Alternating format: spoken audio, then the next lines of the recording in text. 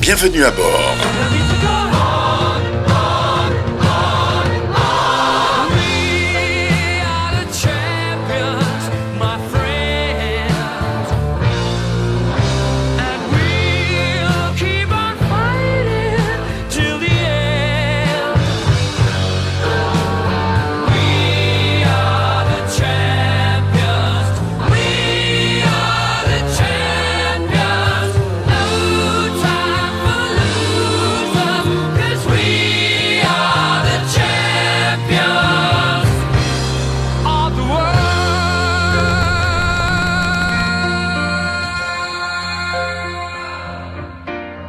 Thibaut Rocher, Camus, Quentin Blaminck qui sont là avec nous.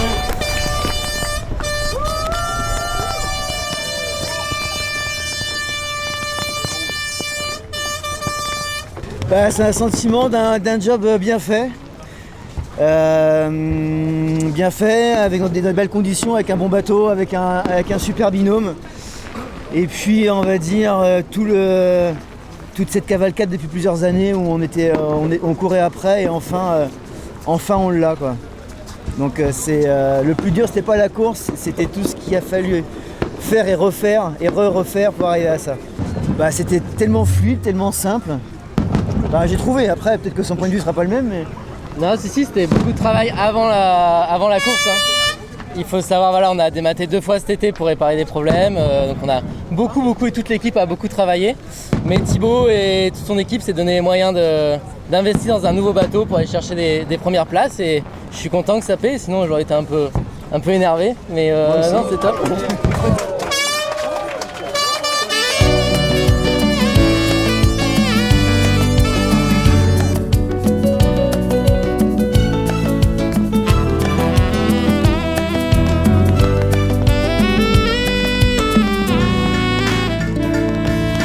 Malgré tout, on aura pas loin de 80 bateaux à l'arrivée quand même. 160 skippers, c'est quasiment le record.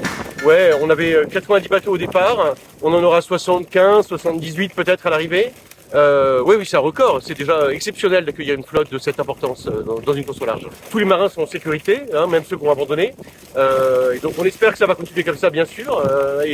Et sur les 4 flottes, on a des marins en course, du suspense dans pas mal de flottes encore, en IMOCA et en classe 40 notamment, tout est encore à jouer.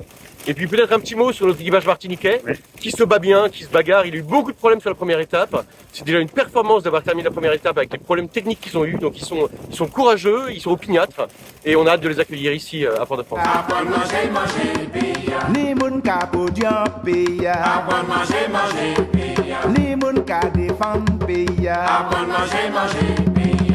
L'association se mobilise avec ses commerçants et ses artisans. Oui, l'association se mobilise depuis plus d'un mois, l'association Fort-de-France Cœur de Martinique, l'association des commerçants de Fort-de-France aux côtés de ces restaurateurs, de ces commerces de bouche, de ces glaciers, de ces métiers qui peuvent accueillir nos touristes et tous nos chalands de la Transat. Alors, nous sommes fortement mobilisés auprès de partenaires forts et quand je dis partenaires forts, je remercie infiniment le support de l'OTC Centre, de l'Office de tourisme du Centre, qui a été à nos côtés pour solliciter les restaurateurs, les métiers de bouche les uns après les autres avec la FCM pour pouvoir établir un menu spécial Transat Jacques Vabre. Alors, ce peut être un menu, ce peut être une offre commerciale, une offre promotionnelle autour du café, un dessert autour du café. Enfin, véritablement, nous avons pu mobiliser autour d'une bonne vingtaine de restaurateurs, ce qui était une gageure.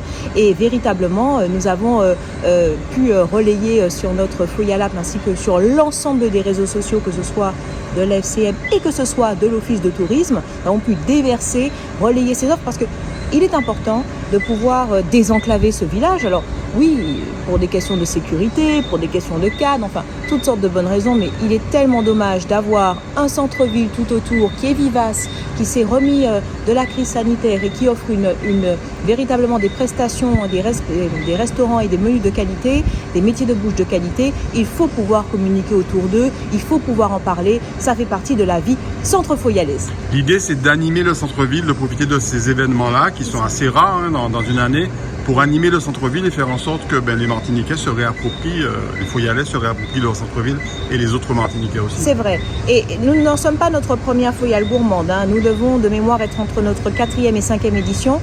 Mais il faut dire que la précédente Transat n'a pas forcément été à la hauteur de ce que nous avions espéré. Et du coup, nous avons mis toute notre énergie pour en faire une réussite et pour pouvoir accompagner les métiers de bouche et les commerces de Fort-de-France autour de cette réussite. Un bel impact pour l'instant, qui est mesurable déjà depuis samedi. C'est quand même pas mal complet le midi. Franchement, plutôt positif. Il y a une bonne dynamique autour des restaurants, autour des commerçants. Donc je pense que ça va être assez sympa sur les prochaines semaines. Enfin. Là, cette semaine-ci et puis la semaine d'après. Bon, le soir, le Boa Rose est quasiment toujours complet. Comment tu fais? Tu pousses les tables, tu fais quoi? Eh ben, on essaye de faire une partie un peu plus bar, donc avec un petit peu d'animation. On a pas mal de petites choses, du live, des DJ du Portugal qui viennent.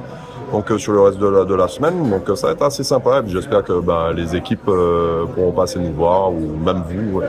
Ça sera un grand plaisir de vous recevoir. Chez Lucrèce, c'est quoi du coup? C'est un repère de qualité, un repère du coup pour les Martiniquais, pour avoir des bons produits, des bons cocktails, des bons plats, tout dans une bonne ambiance, dans un bon cadre. Donc voilà. C'est l'ancien restaurant Le Vieux Foyal que tu as revu un petit peu au niveau du style. Ouais, au niveau du style, au niveau de l'ambiance, mais on garde ce qui a fait sa force, c'est-à-dire du coup la convivialité, le charme, l'esprit. Donc il y a une opération qui s'appelle Foyal Gourmande, à laquelle plusieurs restaurateurs ont été associés, des bars et également des hôtels. Toi, tu t'y es associé, tu en entends quoi? Du monde forcément, mais encore. Du monde, et après c'est aussi du coup le bien vivre ensemble foyalais, on va dire ça comme ça. C'est des commerces qui se lient du coup pour rendre une expérience meilleure en Martinique. Et je pense que c'est un début et ça en appelle à d'autres projets. On va savoir que chez Lucrèce, du coup, on est que sur des produits frais martiniquais. Et donc oui, c'est juste une autre façon de montrer qu'en fait c'est possible ici en Martinique. La Foyale gourmande, elle va être de la mi-novembre à la fin novembre. Je suis convaincue d'une chose, c'est que nous allons rééditer la Foyale gourmande, ne serait-ce que pour les fêtes de fin d'année. Véritablement, il est important que nous puissions relayer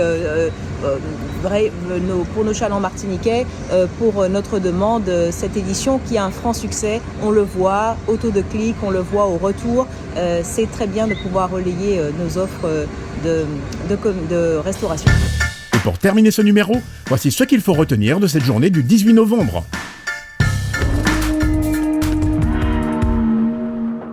L'étrave pointée vers la Martinique.